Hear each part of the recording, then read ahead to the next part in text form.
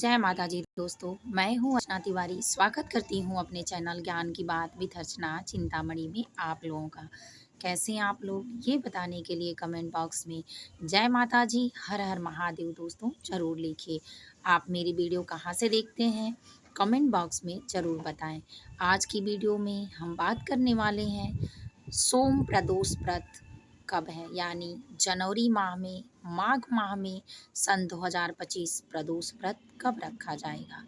प्रदोष व्रत रखने की विधि क्या है, इस बार का प्रदोष व्रत क्यों खास होने वाला है, महादेव का पूजन किस नियम से करें कि प्रदोष व्रत का पूरा लाभ मिल सके और ये माघ माह का प्रदोष व्रत आपके लिए उत्तम धन प्राप्ति, लक्ष्मी प्राप्ति, आरोग्य प्राप्ति का काम कर सके। तो दोस्तों, आप हमारे साथ हमारे वीडियो में इन तक बने रहें। चलिए दोस्तों, जानते हैं कि माघ माह में पड़ने वाला प्रदोष यानी सोमवार के दिन पड़ने वाला यह व्रत सोम प्रदोष व्रत कब मनाया जाएगा।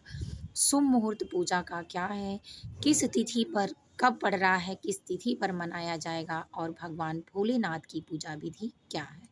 दोस्तों, अगर इससे पहले आप हमारे चैनल पर नए हैं, हमारी वीडियो आप पहली बार देख रहे हैं, तो कृपया करके हमारे चैनल को सब्सक्राइब कर लें। अगर हमारी वीडियो आपको पसंद आती है तो दोस्तों आप लाइक ज़रूर कर लें। आपके एक लाइक और सब्सक्राइब से हमारी भी हिम्मत ताकत बढ़ती है।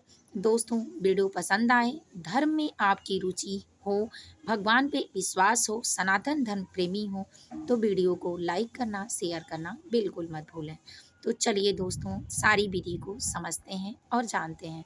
कृपया करके आप हमारे साथ बने रहें। कुछ समय के लिए अच्छा काम करना और उस काम के प्रति सोचना, दूसरों को भी बताना पुण्य का काम होता है। अगर आपके पास पुण्य है तो आपके पास सुख समृद्धि, सुखी परिवार, सज्जनता में परिवार, बुद्धिमान परिवार और आपके सपनों को साकार करने की शक्ति आपके पास होती है। तो दोस्तों, इस बार सोमवार के दिन पड़ने के कारण, जनवरी महीने में सोमवार के दिन पड़ने के कारण सोम प्रदोष व्रत कहा जाएगा। प्रदोष व्रत 26 को यानी 26 जनवरी सन 2025 को इसकी तिथि लग रही है प्रदोष की। महादेव का पूजा करने की विधि। तो दोस्तों, सबसे पहले जानते हैं कि महादेव की पूजा करना माघ माह में आरोग्य का वरदान माना जाता है।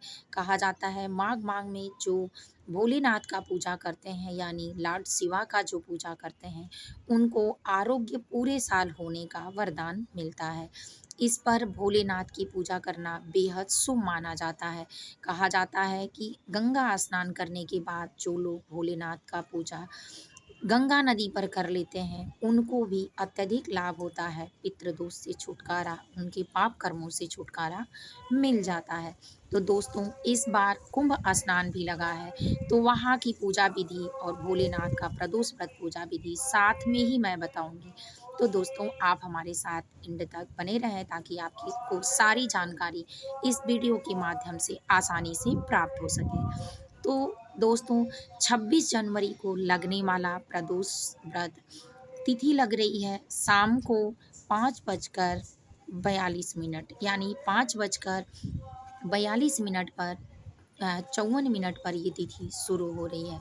42 के बाद 2-4 मिनट भद्रे में जा रहे हैं, उसके बाद आपको क्लियर 54 पर यानी शाम को 8:54 पर ये तिथि लग रही है। और इस तिथि का समापन 27 जनवरी को शाम को 8:35 पर समाप्त हो रही है।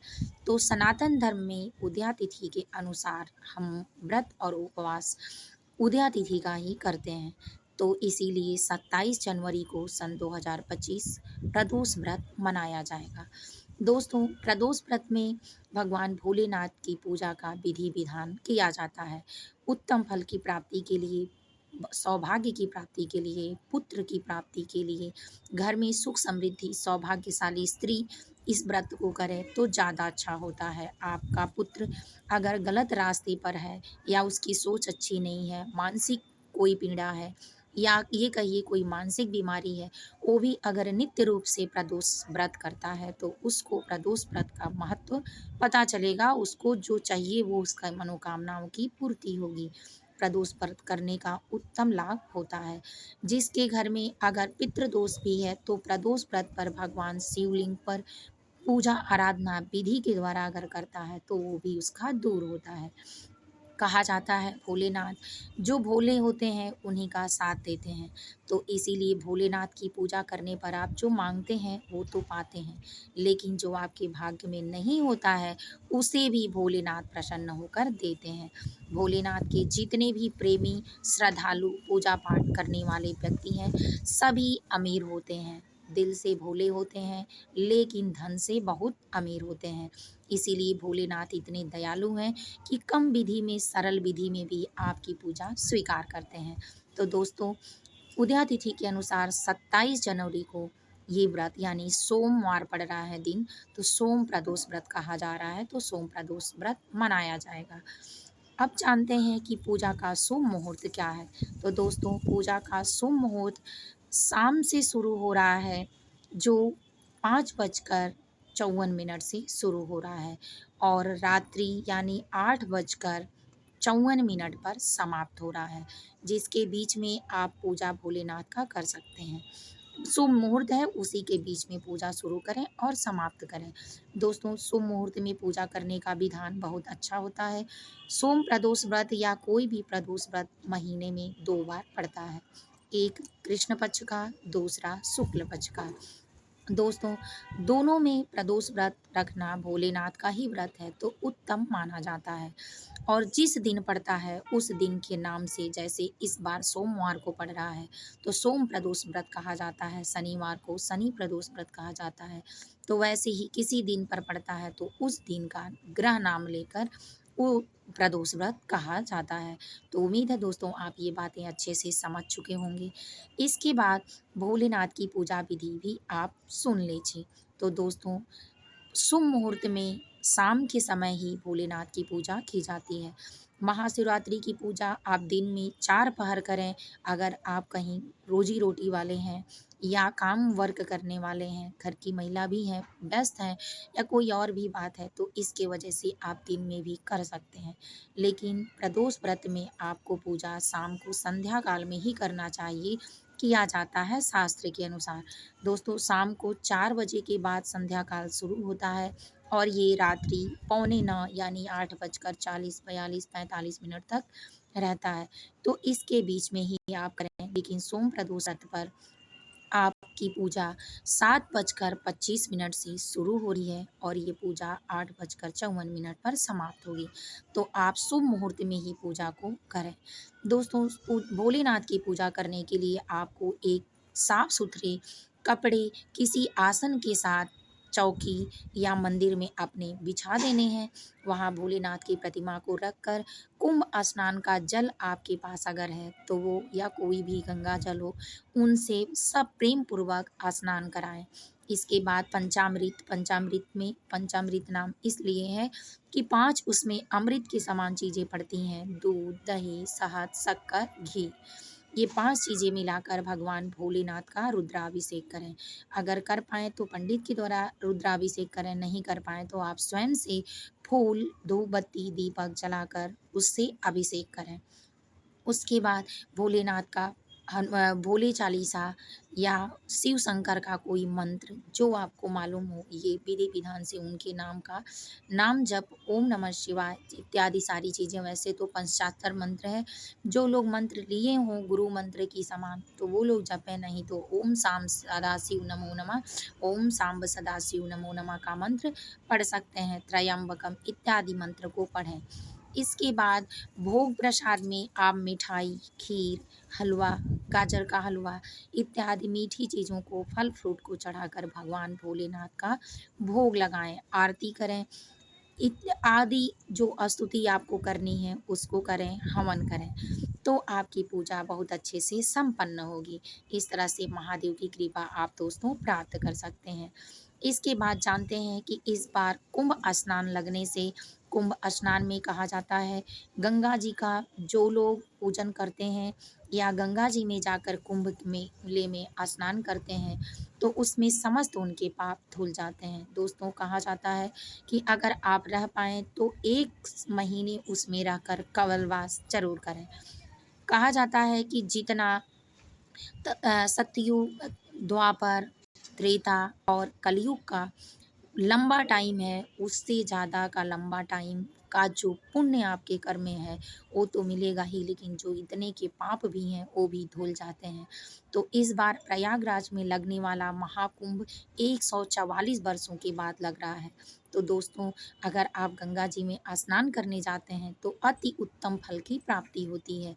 एक बात ज़रूर याद रखें कि उस गलती का पाप आपका धुलता है गंगा जी में कि जिसको आप दोबारा नहीं करते हैं। तो दोस्तों, अगर आप संकल्प लेकर इस व्रत को करते हैं और उत्तम विधि के द्वारा करते हैं, तो आपको बहुत बड़े पुण्य की प्राप्ति होती है। तो गंगा जी में आप जाएँ, स्नान करें। स्नान की विधि में जो लोग कुँवारे होते हैं, उनको मनचाहा डुबकी लगाएँ, लेकिन जो साधु संत महात्मा होते हैं, वो पहले नागा साधु इत्यादि गंगा जी में स्नान करते हैं। उसके बाद कुंभ में जो लोग पत्नी हैं या शादीशुदा हैं, उन लोगों को 5 डुबकियाँ लगाने का महत्व माना जाता है। तो 5 डुबकियों को ज़रूर लगाएँ। और दोस्तों, अपने गुरु के नाम से, माता-पिता के नाम से, अपने इष्ट के नाम से, अपने बाल-बच्चों के नाम से भी डुबकियाँ ज़रूर लगाएँ। अगर जो लोग गंगा जी में नहीं नहाने गए हैं किसी कारणवश, तब दोस्तों वहाँ से गंगा जी से बाहर निकल कर अगर आपको वहाँ की मिट्टी, धूल, बालू, रेत जो मिल जाए, उसको 5 बार अपने हाथों से ऐसे उठाकर वहाँ रख कर और उसी गंगा जल से 5 बार चढ़ाएँ भोलेनाथ पर। इससे आपके पितृ दोष भी दूर होंगे, समस्त ग्रह नक्षत्र भी आपके अच्छे होंगे, सद्बुद्धि मिलेगी, महादेव की कृपा आपको मिलेगी। पितृ दोष में भी, साढ़े साती में भी राहत मिलेगा। तो दोस्तों, ये नियम होता है कुंभ स्नान करने का प्रदोष पर व्रत पर। जो लोग ऐसा महादेव का पूजन इस बार करेंगे, तो विशेष रूप से भगवान भोलेनाथ की कृपा उनको प्राप्त होगी। और दोस्तों, जो घर परिवार के लोग हैं, अगर नहीं जा पा रहे हैं किसी कारणवश, तो मेरे वीडियो में दिया हुआ है, वीडियो मैंने सेंड किया है, तो वीडियो को आप अच्छे से देख सकते हैं कि भोलेनाथ का अगर आप पूजा विधि कर लेते हैं, घर से ही स्नान करने नहीं जाते हैं, तो स्नान के बाद आने का नियम क्या होता है और नहीं जाते हैं तो क्या करें। वैसे दोस्तों, मैं 2 मिनट में इस बात को भी बता दूं कि अगर आप नहीं जा पाते हैं, तो कुंभ का स्नान यानी गंगा जल का हो, तो अपने ऊपर छिड़काव करें और भगवान भोलेनाथ के और समस्त अपने घर में छिड़काव करें। गाय का और इत्यादि लोगों को, ज़रूरतमंदों की सेवा करें। इससे आपको कुंभ स्नान का पूरा लाभ मिल जाएगा। तो उम्मीद है दोस्तों, आपको ये सारी बातें समझ में आई होंगी। महादेव की विशेष कृपा प्राप्त करने के लिए माघ माह में 27 जनवरी को सन 2025 में प्रदोष व्रत, सोम प्रदोष व्रत मनाया जाएगा और आप समस्त पूजा की विधि इसी अनुसार करेंगे, तो आपको मनचाहा वरदान भोलेनाथ की विशेष कृपा, आपके परिवार में सुख समृद्धि और आरोग्य काया होने का वरदान देते हैं। तो दोस्तों, वीडियो अगर हमारी पसंद आई हो, तो कृपया करके लाइक कर लें, चैनल को सब्सक्राइब कर लें। फिर मिलेंगे एक नए वीडियो में नए ज्ञान के साथ। तब तक वीडियो मैं यहीं एंड करती हूँ। कमेंट बॉक्स में जय माता जी, हर हर महादेव दोस्तों ज़रूर लिखें।